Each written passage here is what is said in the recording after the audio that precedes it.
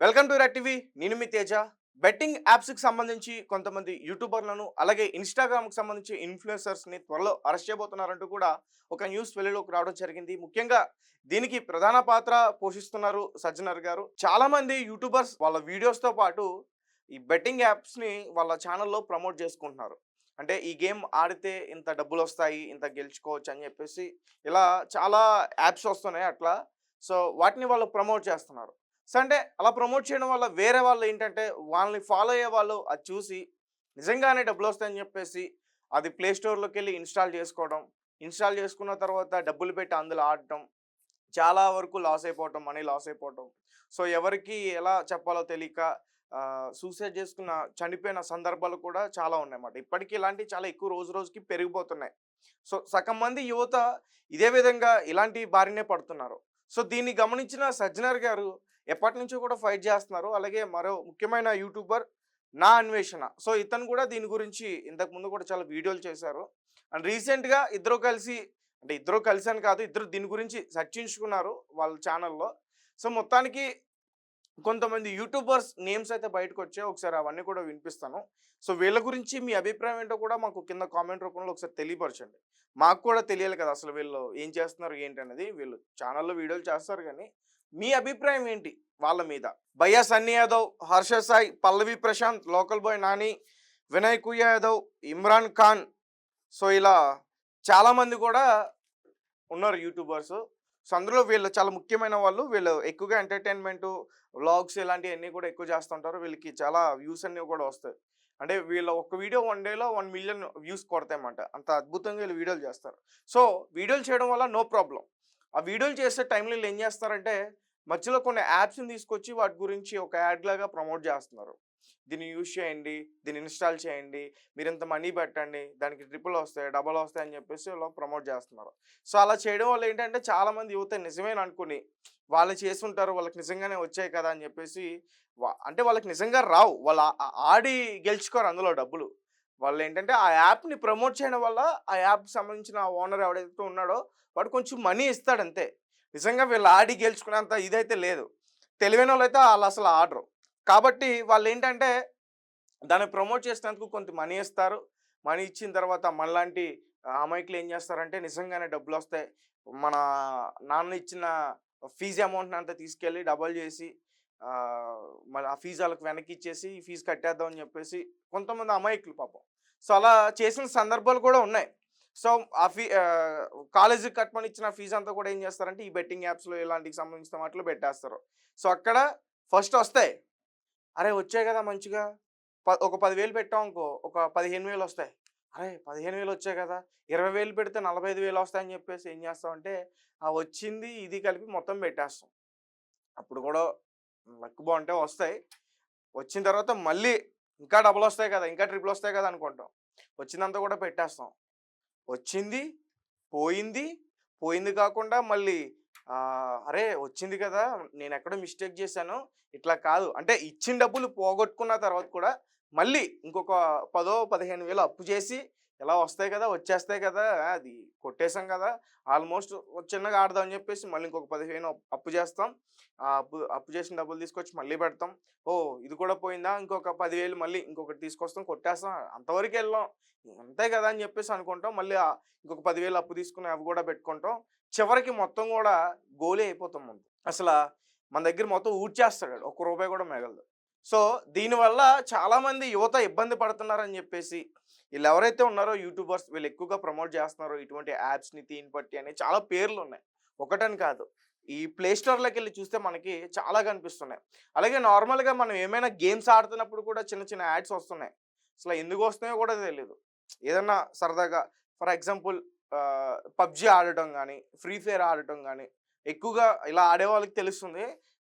ఆడుతున్న టైంలో app open చేయగానే ఇలాంటి యాప్స్ గురించొస్తాయి. సో, ఇన్‌స్టాగ్రామ్ ఇన్‌ఫ్లుయెన్సర్స్ కనిపిస్తారు అందులో ఎక్కువగా. సో, అంటే ఇంకా చాలామంది పేర్లయితే బయటకి తీసుకురావాలి. బట్ ఇప్పుడు కొంతమంది పేర్లే వచ్చాయి. దగ్గరగా 74 మందున్నారంట. సో, వీళ్ళందరూ కూడా ఎక్కువగా ఇలాంటి యాప్స్‌ని ప్రమోట్ చేస్తున్నారు. రైట్. సరే, ఈ యాప్స్‌ని ప్రమోట్ చేస్తున్నందుకు వీళ్ళని అరెస్ట్ చేయాలి, వీళ్ళకి శిక్షించాలి ఒప్పుకుంటాం. అసలు ఈ యాప్స్ ఇట్లా చేస్తున్న ఓనర్‌ని వాళ్ళ మీద ఫైట్ చేస్తే ఇంకా బెటరేమో. అసలు అలాంటి యాప్స్ ప్లే స్టోర్‌లోనే లేకుండా చేస్తే ఇంకా బెటరేమో. ఒకవేళ అయి వేరే కంట్రీకి సంబంధించినవైతే మన ఇండియాలో బ్యాన్ చేయొచ్చు కదా! అదెందుకు చేయట్లేదు? సరే వీళ్ళు చేస్తున్న తప్పే ఒప్పుకుందాం. దాన్ని పూర్తిగా ఇది చేయాలంటే, దాన్ని పూర్తిగా ఆపాలంటే ఆ యాప్స్‌ని బ్యాన్ చేయాలి గదా! ఒకవేళ మన దేశస్తులైతే వాళ్ళని కఠినంగా శిక్షించండి. ఇట్లాంటి యాప్స్ తీసుకొస్తున్నందుకు. అసలు వాళ్ళకి పర్మిషన్ ఎవరిచ్చారు? గవర్నమెంట్‌కి తెలియకుండా వాళ్ళు ఇవన్నీ కూడా చేయగలుగుతారా? సరే వీళ్ళు ప్రమోట్ చేస్తున్నారు.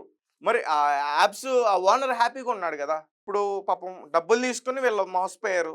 ప్రమోట్ చేసినందుకు డబ్బులు తీసుకొని వీళ్ళు మోసపోయారు. వీళ్ళకి శిక్షలు పడతాయి. వీళ్ళు చేసింది తప్పే. ఈ యాప్‌కి సంబంధించిన ఓనర్ హ్యాపీగా ఇంట్లో కూర్చుంటాడా? సో, అతను కూడా శిక్ష పడాలి గదా! సో, దాని గురించి కూడా ఫైట్ చేస్తే బాగుండు అని నాకు అనిపించింది. సో, మీరేమనుకుంటున్నారో ఆ విషయాన్ని మాకు కామెంట్ రూపంలో తెలియపరచండి. అండ్ మరొక విషయం చెప్పాలి. నా అన్వేషణ సో, ఇతను మంచి యూట్యూబర్. చాలా చేస్తారు ఇతను వీడియోస్. నేను కూడా చూస్తా. అందరూ చాలా మంది చూస్తారు. సో, రీసెంట్‌గా మీరు చేస్తుంది కరెక్టే. బట్ ఇమ్రాన్ ఖాన్ విషయంలో మాత్రం మీరు చాలా నోరు జారారు. ఇమ్రాన్ ఖాన్ తల్లి గురించి తప్పుగా మాట్లాడారు. అవి వాళ్ళ పర్సనల్స్. నీ పనేంటి? ఆ బెట్టింగ్ యాప్స్ గురించి మాట్లాడి అతను తప్పు చేస్తున్నాడు బెట్టింగ్ యాప్స్ ప్రమోట్ చేసి అంతవరకే మాట్లాడు. అతని పర్సనల్ లైఫ్ గురించి నీకు ఎవడు మాట్లాడమని చెప్పాడు? ఏ అధికారం ఉంది నీకు అసలు పర్సనల్ లైఫ్ గురించి మాట్లాడడానికి? ఇతనికి మళ్ళీ ఆ వీడియోకి కింద కామెంట్లు. ఎక్కడో ఉండి తెలుగు రాష్ట్రాల్ని నువ్వు క్లీన్ చేస్తున్నట్టు. ఏం క్లీన్ చేస్తున్నావు నువ్వు తెలుగు రాష్ట్రాలను క్లీన్ చేస్తున్నట్టు? నేనే అడుగుతున్నా షూట్‌గా. ఇక్కడ హైదరాబాద్‌లో దిల్‌సుఖ్ నగర్‌లో, అశోక్ నగర్‌లో ఉద్యోగాలు రాక ఎంతమంది ఉన్నారో తెలుసా? ఉద్యోగాలు ఇస్తామని ఇప్పటివరకు ఇవ్వకుండా గవర్నమెంట్ అలా ఉంది. వాళ్ళ గురించి నువ్వు ఫైట్ చేయి. ఇలాంటి వాటి గురించి కాదు. ఇలాంటి వాటి గురించి ఇప్పుడు ఐపీఎస్ ఆఫీసర్లు, ఐఏఎస్ ఆఫీసర్లు, సజ్జనర్ లాంటి వాళ్ళు, హైడ్రా కమిషనర్ రంగనాథ్ లాంటి వాళ్ళు చాలామంది ఉన్నారు. నువ్వేదో దీన్ని హైలైట్ చేసేసి, ప్రమోట్ చేసేసి, నీకు వాళ్ళ మీద పర్సనల్‌గా గ్రడ్జ్ ఉందేమో, అవన్నీ తీసుకోవడానికి లేకపోతే యూట్యూబ్‌లో చేయడానికి నీకు కంటెంటే లేదేమో, డే బై డే ఒక్కొక్క పర్సన్ గురించి ఒక్కొక్క వీడియో చేస్తున్నావు. వాళ్ళ బెట్టింగ్ యాప్‌ని ప్రమోట్ చేశారు. తప్పు. వాళ్ళకి శిక్షలు పడతాయి. గవర్నమెంట్ చూసుకుంటుంది గదా! పోలీస్ శాఖ చూసుకుంటుంది కదా! నువ్వెందుకు వాళ్ళ పర్సనల్ లైఫ్‌ని టార్గెట్ చేస్తున్నావు? ఇమ్రాన్ ఖాన్ గురించి ఏం మాట్లాడుతున్నావు? వాళ్ళ తల్లి వ్యభిచారా? నువ్వు చూసావా? చార్మినార్ దగ్గర వ్యభిచారం చేసుకుంటదని చెప్పేసి నువ్వు అన్నావు. అది ఎంత తప్పుడు మాట. నిజంగా ఆ వ్యక్తి తట్టుకోగలడా ఆ మాట? అదే ప్లేస్‌లో మీ అమ్ముంటే నువ్వు తట్టుకోగలవా? ఎక్కడో పాకిస్తానోళ్ళతో సంబంధాలున్నాయా? అంటే మన ఇంటెలిజెన్స్ అంత ఈ వీక్‌గా ఉందా? ఇతని సంబంధాలుంటే ఇతన్ని కనిపెట్టలేకుండా అంత వీక్‌గా ఉందా? ఏం మాట్లాడుతున్నావు? నోటికి ఎంతొస్తే అంత మాట్లాడేస్తావా? నువ్వు చేస్తుంది కరెక్టే. కానీ పర్సనల్ లైఫ్ గురించి మాత్రం నువ్వు మాట్లాడొద్దు. మాట్లాడే హక్కు లేదు.